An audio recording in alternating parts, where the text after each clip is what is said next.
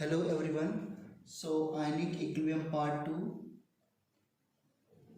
में हम लोगों ने पढ़ा है इलेक्ट्रोलाइट्स के बारे में। वीक इलेक्ट्रोलाइट्स क्या होते हैं और स्ट्रॉन्ग इलेक्ट्रोलाइट्स क्या होते हैं, राइट।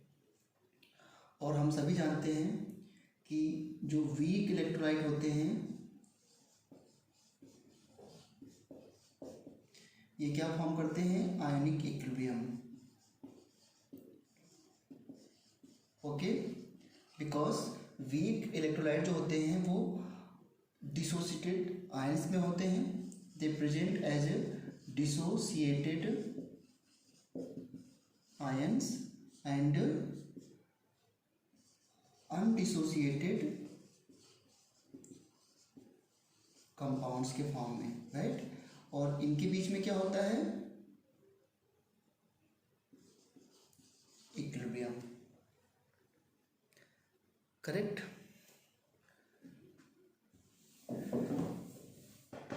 एक दो छोटे छोटे टर्म और हैं, जैसे कि हम ऐसा भी बोलते हैं ट्रू इलेक्ट्रोलाइट क्या होते हैं और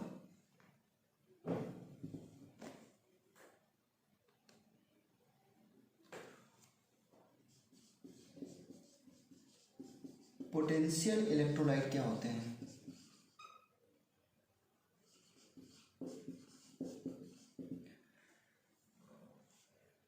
ट्रू इलेक्ट्रोलाइट में बच्चों जैसे कि KCl है, NaCl, CaCl2, जितने भी आयनिक कंपाउंड होते हैं, देखो ये हमेशा आयंस में है, प्लस माइनस प्लस और ये माइनस। जितने भी आयनिक कंपाउंड होते हैं उन्हें ट्रू इलेक्ट्रोलाइट कहते हैं।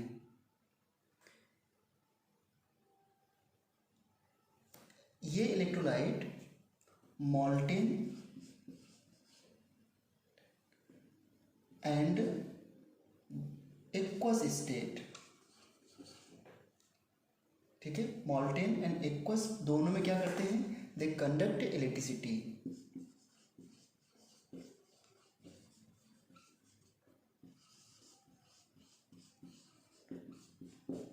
ओके, लेकिन जो पोटेंशियल इलेक्ट्रोलाइट होते हैं वो लिक्विड स्टेट में, मीन्स मॉल्टेन स्टेट में, लिक्विड स्टेट में इलेक्ट्रिसिटी को कंडक्ट नहीं करते हैं।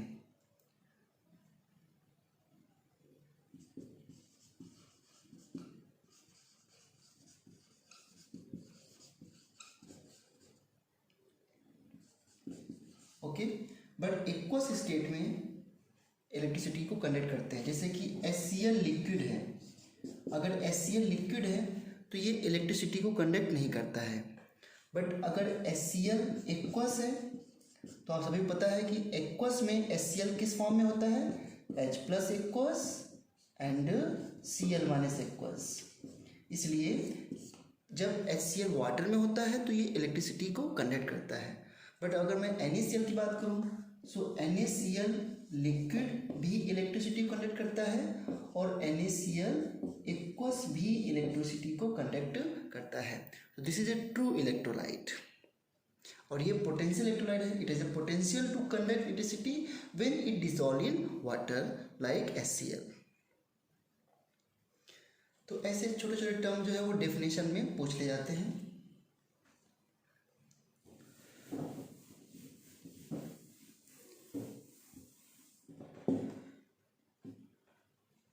नाउ कुछ और भी बेसिक टर्म हमें पढ़ने हैं to understand the ionic equilibrium. और नेक्स्ट टॉपिक जो हम पढ़ने जा रहे हैं that is theory of acid base and salt.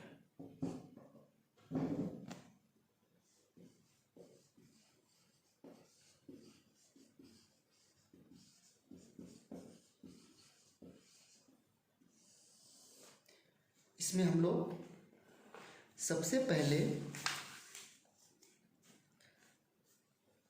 Arrhenius concept पढ़ते हैं।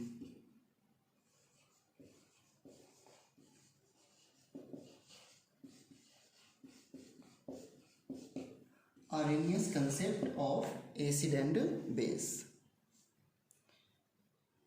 ये एक स्वीडिश केमिस्ट थे और जिन्होंने 1884 में आर्हेनियस कंसेप्ट दिया था।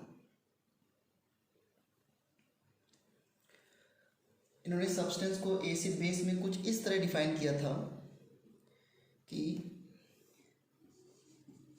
Acids are the compounds which give H plus ion in water and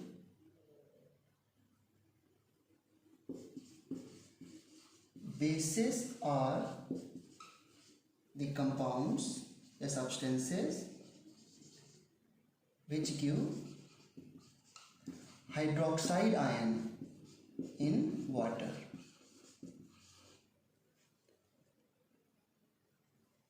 okay, so इन्होंने एसिड और बेस को मीडियम या सॉल्वेंट वाटर में डिफाइन किया था। ओके, यही इंपॉर्टेंट यहाँ पर पॉइंट है कि एसिड बेस को इन्होंने सिर्फ सॉल्वेंट वाटर में डिफाइन किया था। और जैसे कि अगर मैं HCl को एक्वस में डिसॉल्व करूँ वाटर में, so you will get H plus aqueous and Cl minus aqueous. तो जो भी सब्सटेंस वाटर में H प्लस आयन देते हैं उसे हम आर्हेनियस एसिड कहते हैं। हम वाटर में जब भी कोई कंपाउंड डिसोसिएट होता है तो हम उसके आगे आर्हेनियस लगाएंगे कि वाटर में आर्हेनियस में ही डिफाइन किया था। अब अगर एक मॉलिक्यूल एक ही H प्लस दे रहा है वाटर में, तो ऐसे एसिड का नाम हो जाता है मोनो बेसिक एसिड, राइट। इसी तरीके से अगर हम H2SO4 को एक्वस में डिसॉल्व करें,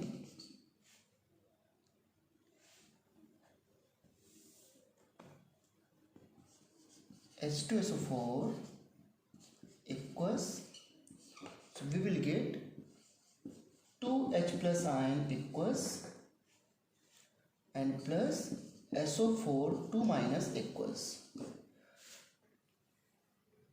सो इसके एक मॉलिक्यूल ने 2 H प्लस आयन दिए हैं in excess water, so it is a di basic acid.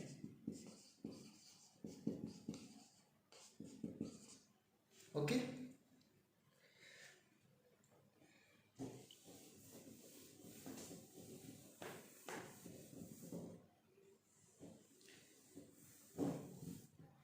इसी तरीके से आपने पढ़ा है कि जो H3PO4 है, इसमें मैं कई बार डिस्कस कर चुका हूँ। H3PO4 कैसा होता है आपका? Try basic acid. It can donate 3H plus ion, but इसमें आपको पहले भी कुछ एक्सेप्शन बताए गए हैं कि H3PO4 जो होता है it is try basic, H3PO3 कैसा होता है? डाई बेसिक, और H3PO2 कैसा होता है? मोनोबेसिक। तो आउट ऑफ 3 हाइड्रोजन, इसमें 3 हाइड्रोजन सभी आयोनाइज कर सकते हैं, इसमें 2 out of 3 only 2 hydrogen can ionize, और इसमें 1 हाइड्रोजन। वो इसलिए होता है बिकॉज ऑफ इट्स स्ट्रक्चर। अगर हम इसके स्ट्रक्चर की बात करें तो सभी स्ट्रक्चर में P डबल बॉन्ड O होता है, जैसे इसके स्ट्रक्चर में P डबल बॉन्ड O है, तो यहाँ पर 3 ऑक्सीजन जो है वो 3 हाइड्रोजन ऑक्सीजन से अटैच्ड है, तो ये तीनों हाइड्रोजन जो है वो आयनाइज हो सकते हैं। बट यहाँ पर out of 3 hydrogen only 2 hydrogen attach to oxygen, ठीक है। So only these 2 hydrogen can ionise, और H3PO2 में double bond O, H, H and OH, only 1 hydrogen can ionise. इसका नेम क्या होता है? Phosphoric acid, phosphorous acid and hypophosphorous acid. Okay, hypophosphorous acid, this is phosphorous, hypo नहीं use करेंगे, and this is phosphoric acid.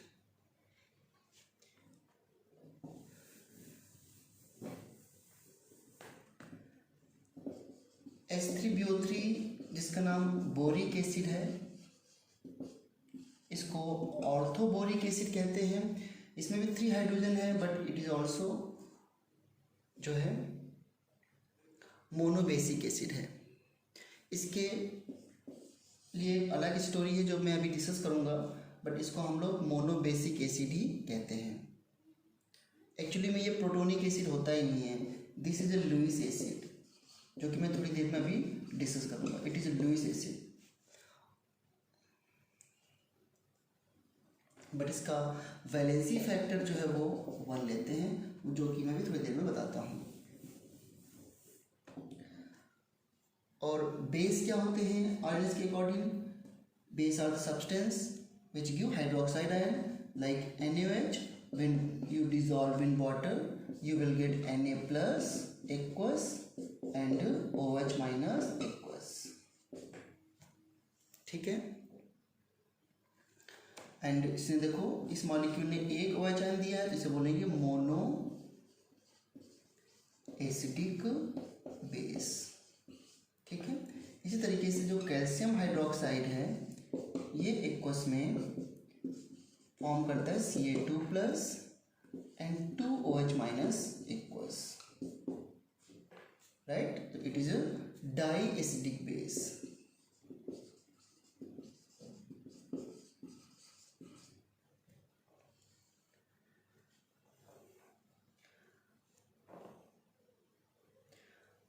Aluminium hydroxide ये आपका tri acidic base हो जाएगा, because it can donate 3 hydroxide ion per molecule.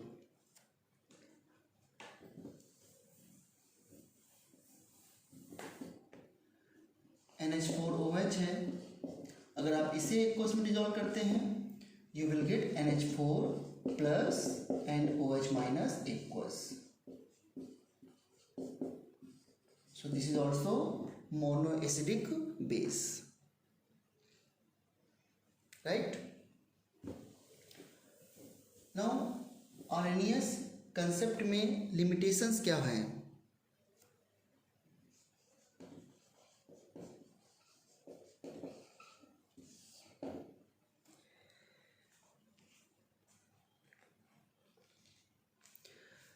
Limitation आप समझ सकते हो, जैसे कि एसिड एंड बेस को इन्होंने मीडियम वाटर में ही डिफाइन किया।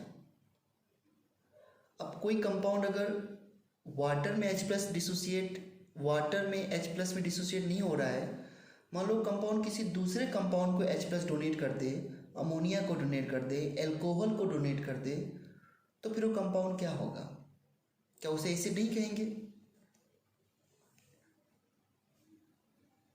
ठीक है। सो लिमिटेशन यही हो गया कि आर्हेनियस ने एसिड और बेस को मीडियम वाटर में ही डिफाइन किया केवल, ठीक है।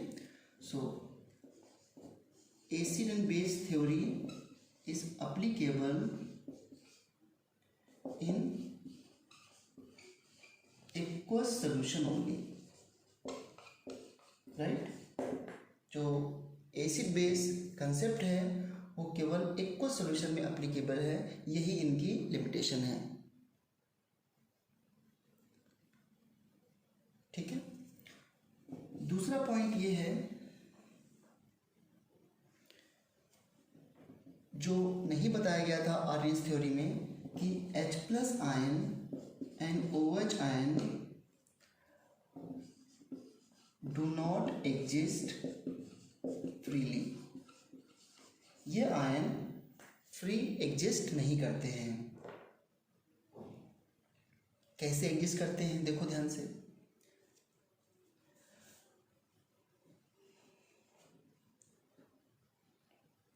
जैसे HCl ने एक्वस में H प्लस दिया तो मिल गया H plus aqueous and Cl minus aqueous, right. अभी जो H प्लस एक्वस है वो एक्चुअल में कैसे एग्जिस्ट कर रहा है ये इंपॉर्टेंट है। देखो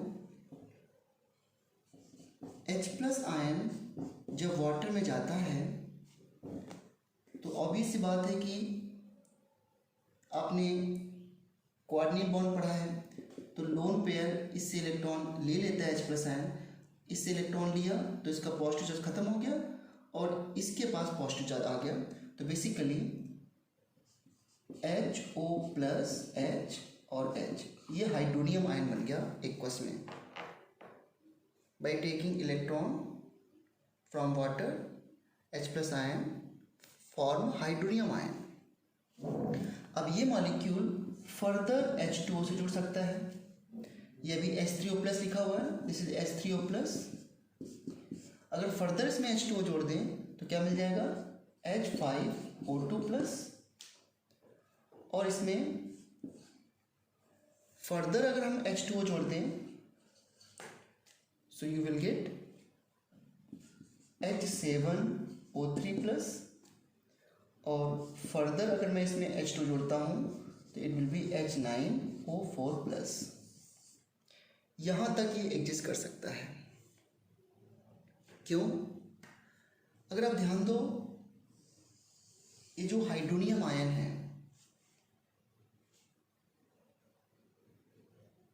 O plus H H and H, इस पे 3 हाइड्रोजन हैं, तो ये अदर 3 वाटर मॉलिक्यूल से हाइड्रोजन बॉन्ड कर सकता है लाइक दिस। ये वाटर मॉलिक्यूल यहाँ पर डेल्टा नेगेटिव डेल्टा पॉजिटिव, और ये इनके बीच में क्या फॉर्म हो गई, हाइड्रोजन बॉन्ड। नाउ ये वाटर मॉलिक्यूल है डेल्टा नेगेटिव, ये क्या फॉर्म हो गया इनके बीच में, हाइड्रोजन बॉन्ड, और यहाँ पर मैंने वाटर मॉलिक्यूल लिखा डेल्टा नेगेटिव, और ये क्या फॉर्म हो गया, हाइड्रोजन बॉन्ड। ओके,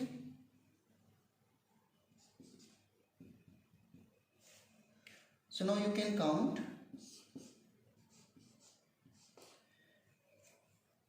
ये वाटर हाइड्रोनियम आयन था और इसमें 3 वाटर और जुड़ गए, 1 2 3 4 5 6 7 8 9 हाइड्रोजन, और ऑक्सीजन कितने हैं, 1 2 3 4, दिस वन, करेक्ट। ये सभी मॉलिक्यूल, ये सभी कॉम्प्लेक्स आयन में ये H प्लस आयन एग्जिस्ट कर सकता है। तो जब मैं लिखता हूँ H प्लस एक्वस, तो इट में बी हाइड्रोनियम आयन, इट में बी दिस कॉम्प्लेक्स। सबसे ज़्यादा अमाउंट जो होती है इसकी होती है, ये रफली 63% इस फॉर्म में एग्जिस्ट करता है, क्योंकि इसमें काफ़ी ज़्यादा हाइड्रोजन बॉन्डिंग हो रही है। अंडरस्टूड?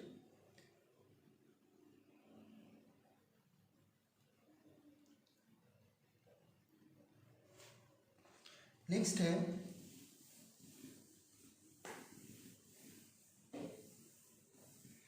ये सभी इंटरेक्शन को आप आयन डाइपोल इंटरेक्शन भी कह सकते हो। अब जैसे NaOH है, जब आप NaOH को एक्वस में डिसॉल्व करते हैं तो you get Na plus and OH minus ion aqueous, right, aqueous. Now OH minus ion further जो है वो H2 से अट्रैक्ट हो सकता है और क्या बना लेगा, H3O2 माइनस, ये फर्दर H2 से अट्रैक्ट हो सकता है तो you will form H5O2 minus, ये फर्दर अटैच्ड हो सकता है H2 से, you can form H7O3 minus, right.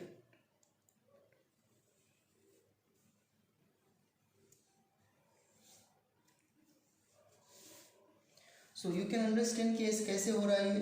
तो OH ये माइनस है, इस पे 3 लोन पेयर है, यहाँ पे हाइड्रोजन है, सो वाटर इसके साथ हाइड्रोजन बॉन्ड कर सकता है और इसके पास जो लोन पेयर है उससे अदर हाइड्रोजन बॉन्ड कर सकते हैं, करेक्ट। और इस तरीके से ये कॉम्प्लेक्स मॉलिक्यूल बन जाएंगे।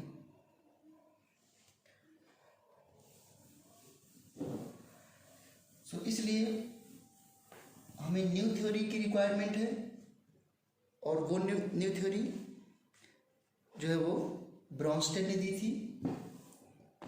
सो नेक्स्ट में आते हैं हम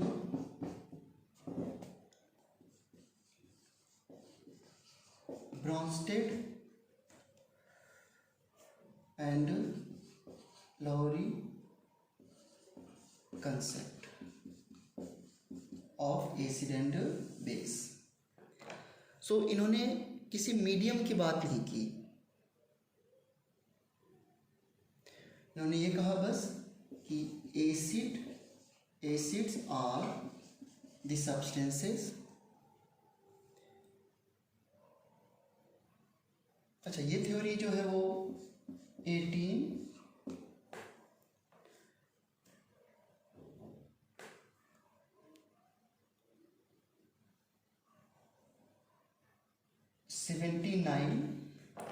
से लेकर के 1947 तक थी, ठीक है।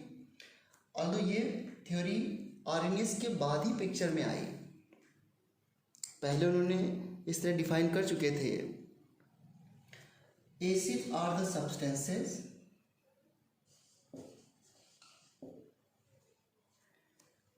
which give H plus ion and bases are the substances which accept H plus ion. Okay, या ऐसे कह सकते हैं कि proton donor are acid and proton acceptor are base.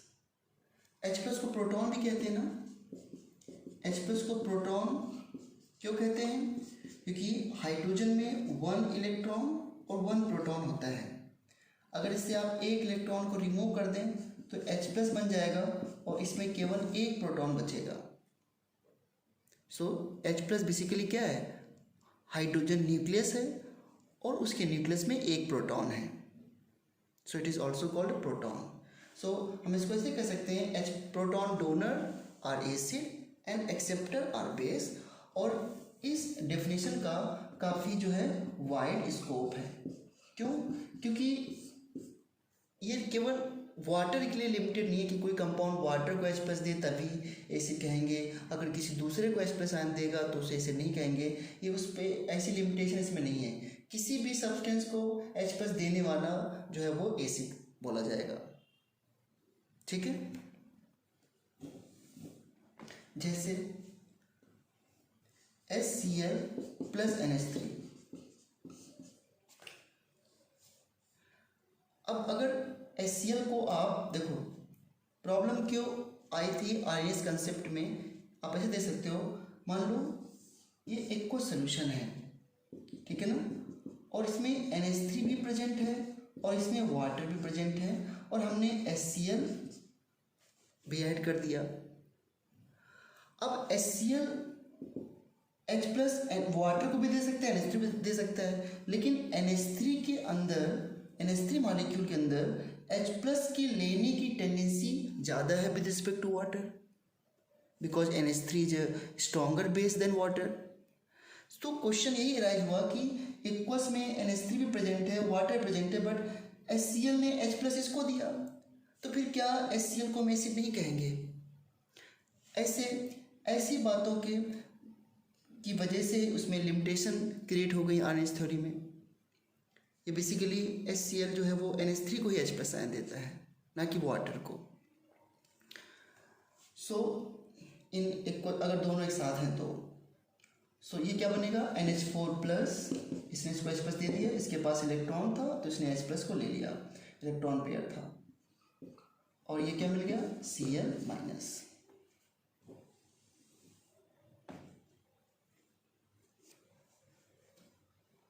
Correct. Now this is acid because it is A proton donor, और ये क्या है? बेस, बिकॉज इसने H प्लस को एक्सेप्ट किया है, इट इज ए बेस। अगर हम रिवर्स रिएक्शन देखें बच्चों, रिवर्स रिएक्शन में, तो रिवर्स में देखते हैं तो हम लोग NH4 प्लस इसको H प्लस आयन दे रहा है, तो ये अब एसिड है, सॉरी NH4 प्लस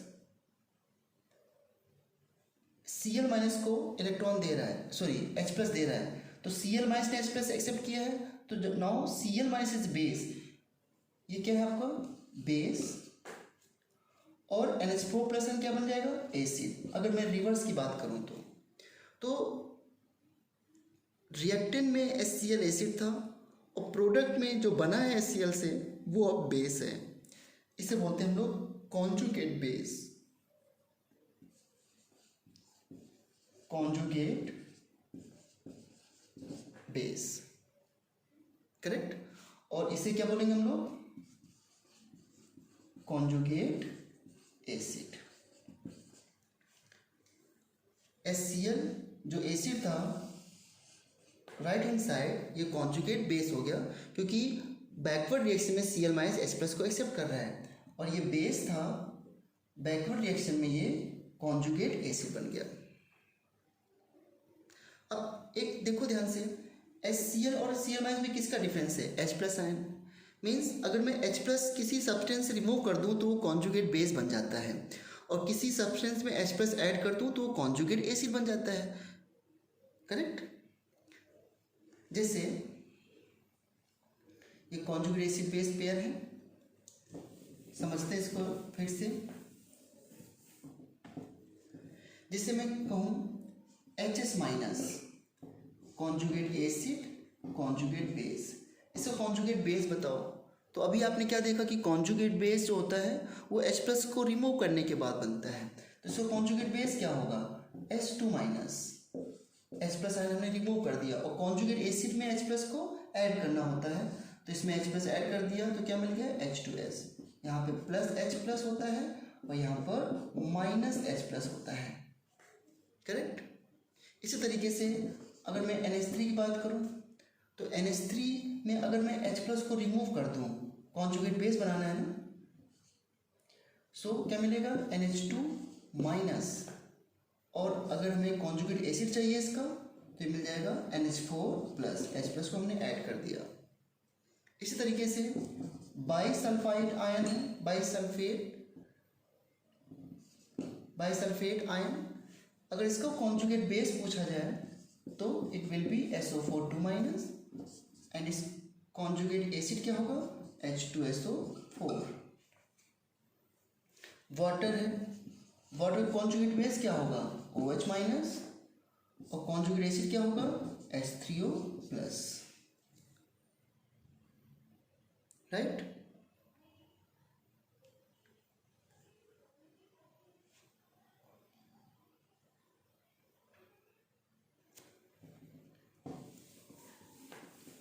नाउ अगर दो पेयर ऐसे लिखे हैं NH3/NH4 प्लस, तो इससे हम लोग ऐसे रीड करते हैं, दे आर कॉन्जुगेट एसिड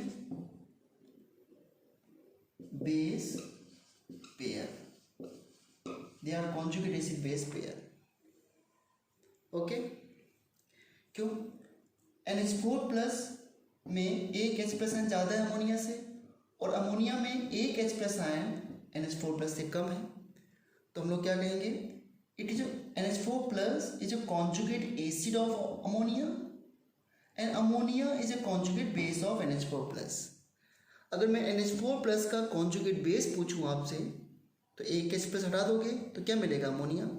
और अमोनिया का कॉन्जुगेट एसिड पूछा जाए तो it will be NH4 plus ion,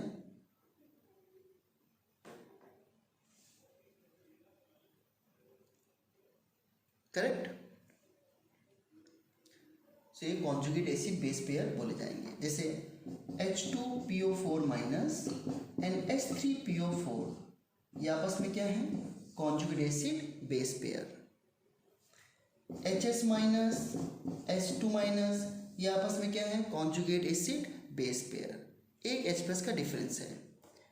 CH3COH and CH3COO minus, ये क्या आपस में? Conjugate acid base pair, correct. अब ब्रोंस्टेड एंड लोरी कंसेप्ट में क्या लिमिटेशन है?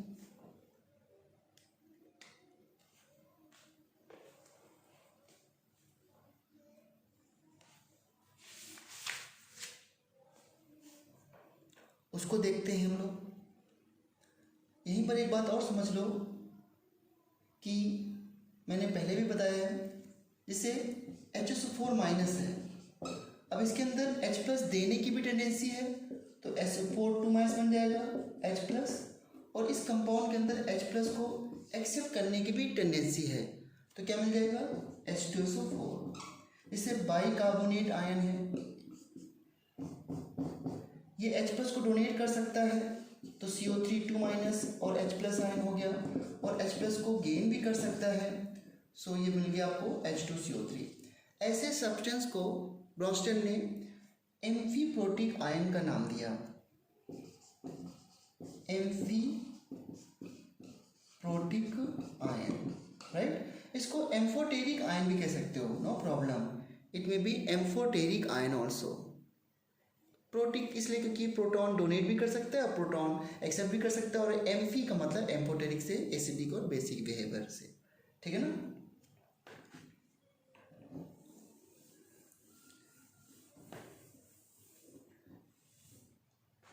अब जैसे CO3 2 minus is not a amphiprotic ion, क्योंकि ये तो H प्लस को डोनेट नहीं कर सकता, हाँ, बट एक्सेप्ट कर सकता है, तो it will be Bronsted base. ये क्या होगा आपका Bronsted base, because it can only accept H plus ion. जैसे H2 माइनस क्या है, ओनली ब्रोंस्टेड बेस होगा, क्योंकि H प्लस आयन को एक्सेप्ट कर सकता है, दे तो सकता नहीं है, ठीक है। जैसे H3PO2 का अगर मैं आयन बोलूँ तो क्या बनेगा H2PO2 माइनस।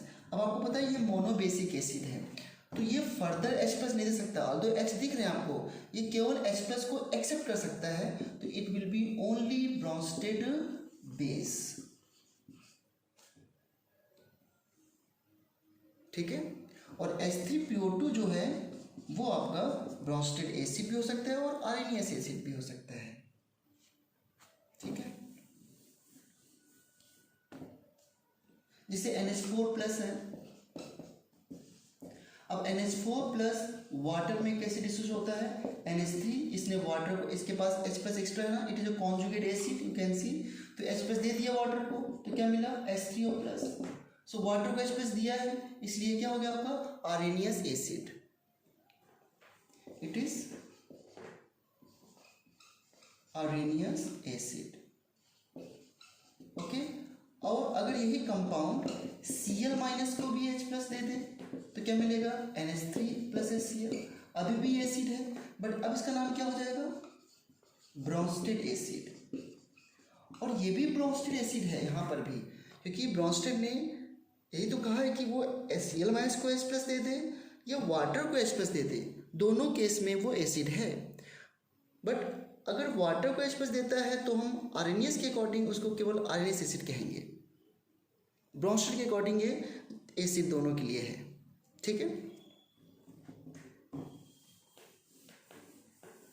नाउ इसमें लिमिटेशंस क्या है, समझते हैं इस पॉइंट को अच्छे से। क्वेश्चन ये एराइज होता है कि अगर HCl NH3 को H प्लस दे रहा है, तो क्वेश्चन है कि कैसे दे रहा है। HCl अगर एल्कोहल को H प्लस आयन दे तो कैसे देगा इसको H प्लस आयन, क्या कंसेप्ट है, क्यों H प्लस आयन दे रहा है, ये मिसिंग है सारा कुछ। ये तो ठीक है कि प्रोटॉन डोनर है, acid proton acceptor are base, but इसको और ज़्यादा कैसे डिफाइन करें।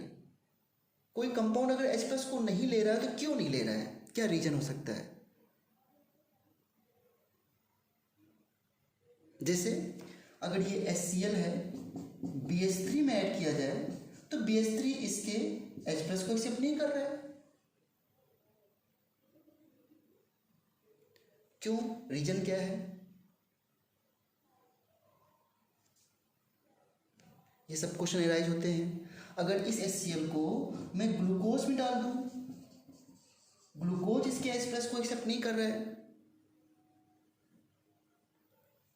क्यों नहीं कर रहा है,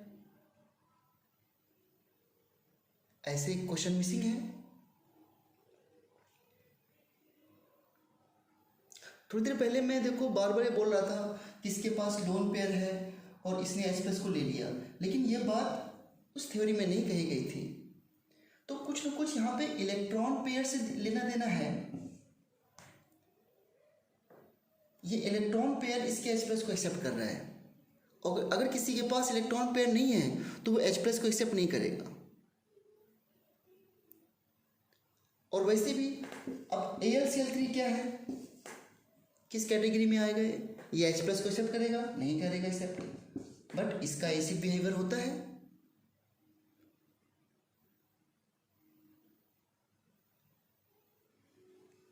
ओके, अब मान लो अगर हमें SO2 के एसिडिक बिहेवियर देखना है तो कहाँ देखना पड़ेगा? केवल वाटर में? ऐसे तो देख नहीं सकते हम लोग। अब इस तरह कैसे बोला जाए CO2 एक एसिडिक ऑक्साइड है, SO3H एक एसिडिक ऑक्साइड है, इसको कैसे बोल सकते हैं? केवल वाटर में?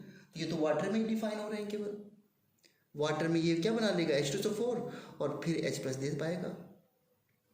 तो यहाँ पर काफ़ी कुछ मिसिंग है। तो देखो ध्यान से, लुईस ने इसको रीडिफाइन किया और in terms of electron define किया। लुईस ने यही बताया कि H+ वही सब्सटेंस ले सकता है जिसके पास इलेक्ट्रॉन पेयर है, और इसलिए ये H+ अगर इसके पास इलेक्ट्रॉन पेयर ना होते तो ये कभी H+ ले सकता है, कभी एक्सेप्ट नहीं करेगा।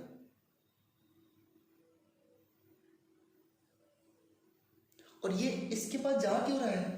क्योंकि इसके पास इलेक्ट्रॉन पेयर की डेफिशिएंसी है, और ये इसको इलेक्ट्रॉन पेयर की एफिशिएंसी इसलिए इसको दे रहा है। तो इसलिए इन्होंने एसिड बेस को रीडिफाइन किया in terms of electron.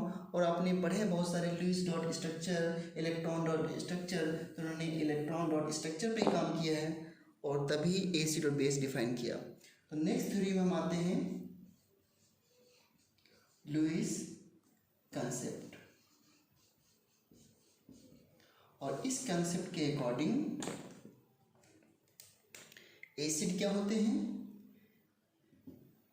Electron pair acceptor और electron pair acceptors are acid and donor are basis.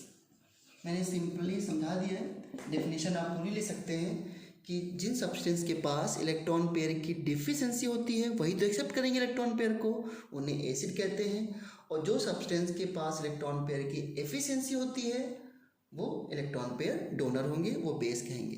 तो electron deficient species are acid और electron efficient are base. Understood? तो देखो ध्यान से, जैसे NH3 है और ये H+ आयन है, ये H+ आयन को क्यों एक्सेप्ट कर रहा है? क्योंकि इसने इसको इलेक्ट्रॉन पेयर डोनेट किया है, और इनके बीच में क्या बनता है? Quadratic bond. तो ये क्या होगा आपका? It will be Lewis acid, और ये क्या होगा आपका? Sorry, it will be Lewis base, और ये क्या होगा आपका? Lewis acid. ओके, वाटर है, वाटर H+ आयन जोड़ के क्यों बनाता है हाइड्रोनियम आयन? बताइए। क्योंकि इसके पास इलेक्ट्रॉन पेयर है, तो इसने इलेक्ट्रॉन पेयर्स को डोनेट किया है। तो बेसिकली वाटर क्या हुआ? वाटर इज लुईस बेस, और ये क्या हुआ? Lewis acid. और अब डेफिनेशन बहुत ही आसान हो गई। इस डेफिनेशन से ऑर्गेनिक को समझना भी आसान हो गया। जैसे देखो, एल्कोहल है, इसका नाम क्या है? इथेनॉल। H+ आयन ये क्यों एक्सेप्ट कर सकता है? एल्कोहल न्यूट्रल होता है तभी H+ आयन एक्सेप्ट करता है, क्योंकि इसके पास लोन पेयर हैं। इसने इलेक्ट्रॉन पेयर को दिया तो इसका पॉजिटिव खत्म हो गया और इसके पास पॉजिटिव चार्ज आ गया। ये एक तरीके से क्वाड्रेटिक बॉन्ड बनता है। देखो, हमने केमिकल बॉन्डिंग में सीखा है कि इसको लोन पेयर देगा तो ये क्वाड्रेटिक बॉन्ड है, इसको हमने सिंगल बॉन्ड में कन्वर्ट कर दिया। यहाँ पॉजिटिव, यहाँ नेगेटिव, तो ये नेगेटिव पॉजिटिव खत्म, तो क्या बन गया? CH3CH2OH। देखो यहाँ पे एक नया बॉन्ड बन गया, यहाँ पॉजिटिव, और इसका पॉजिटिव चार्ज खत्म हो गया। तो नौ ये कंपाउंड क्या हुआ? लुईस बेस, और ये क्या हुआ? Lewis acid. तो जिनके पास भी इलेक्ट्रॉन पेयर हैं वो लुईस बेस की तरह बिहेव कर सकते हैं। यही नहीं, कुछ बड़े इंटरेस्टिंग फैक्ट हैं इसमें।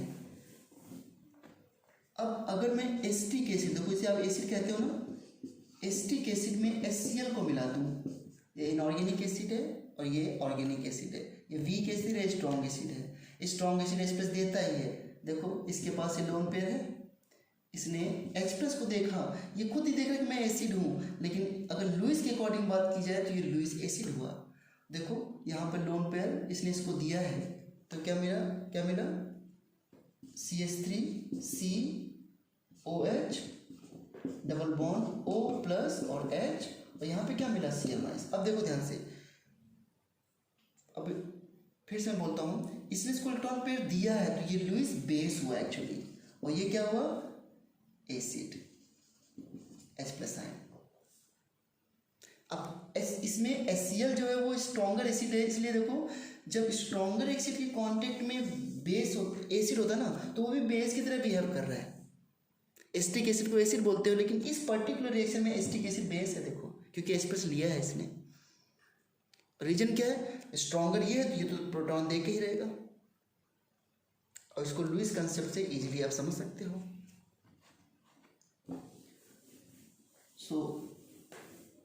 अब इसको बहुत सिंपल तरीके से बोलना हो तो जिसके पास भी लोन पेयर हो सारे लुईस बेस हैं, NH3 CH3 NH2 है ना, CH3 CH2 NH2 और लुईस बेस।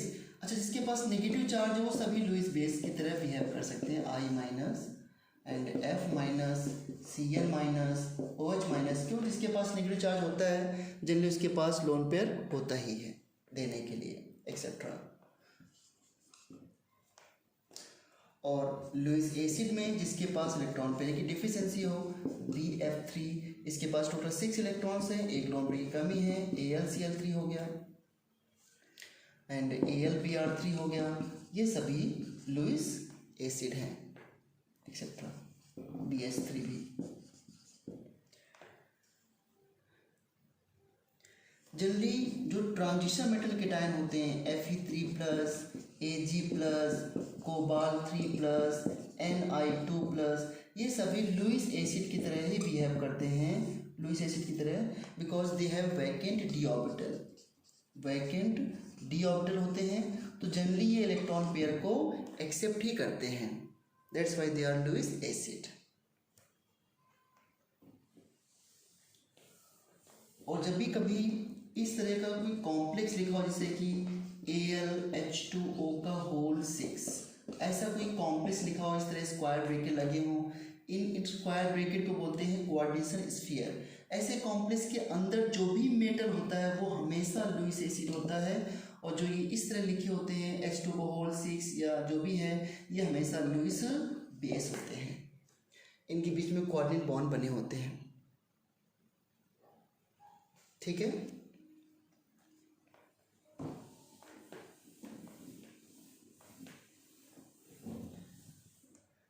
अब मैं H3BO3 के बारे में एक बात बताता हूँ आपको। इसके पास 3 हाइड्रोजन हैं और तीनों में से कोई भी हाइड्रोजन डोनेट नहीं करता है। बड़ा इंटरेस्टिंग इसमें क्वेश्चन बनता है। इसको लुईस एसिड कहा जाता है। ये प्रोटोनिक एसिड होता ही नहीं है, H+ देता ही नहीं है। देखो क्या होता है, ये बहुत ही वीक एसिड है। जब इसको वाटर में डिजोल्व करते हैं ना, तो मैं देखो इसको ऐसे लिख रहा हूँ BOH का होल थ्राइस, एक ही बात है। जब इसको वाटर में डिजोल्व करते हैं तो ये क्या करता है, वाटर से लोन पेयर ले लेता है,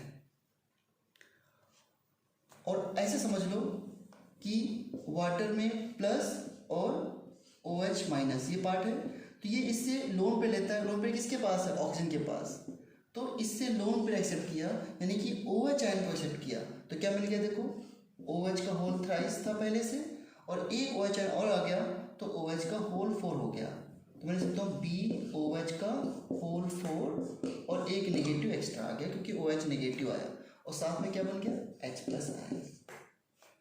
अब H+ आयन BOH का होल थ्राइस ने नहीं दिया है, H+ आयन तो इसने वाटर से OH आयन को रिसीव किया है, इसलिए H+ आयन आ गया, क्योंकि वाटर के पास बचा क्या, फिर H+ आयन। तो कैसे हुआ ये, इसने इसे लोन पे लिया। और अच्छे समझना चाहते हो तो ये देख लो, OH का होल थ्राइस, यहाँ पे क्या बन गया, कोऑर्डिनेट बॉन्ड इस तरीके से, और कोऑर्डिनेट बॉन्ड को जब आप हटाते हो तो क्या करते हो, OH होल थ्राइस बोरॉन, यहाँ पर OH और H, यहाँ पर नेगेटिव, यहाँ पर पॉजिटिव, अब ऑक्सीजन पे पॉजिटिव चार्ज आ गया, तो इस बॉन्ड को मैंने इसे तोड़ दिया। जब बॉन्ड टूटता है तो हेड की तरफ निगेटिव, टेल की तरफ पॉजिटिव आता है, तो ये यही बन जाएगा आपका, ये OH बचा, H+ दे दिया। सो देखो ना, इसका कोई भी H+ नहीं गया है, बट इसको मोनोबेसिक एसिड क्यों ले लेते हैं, क्योंकि इक्वेशन में एक H+ आयन दिख रहा है इस वजह से, या एक OH आयन जो रिसीव करता है वो भी मोनो आपके बेसिक एसिड हो सकते हैं, but it is a Lewis acid, not a protonic acid. ये इटसेल्फ H+ आयन नहीं देता है, इसका वैलेंसी फैक्टर 1 है। ओके।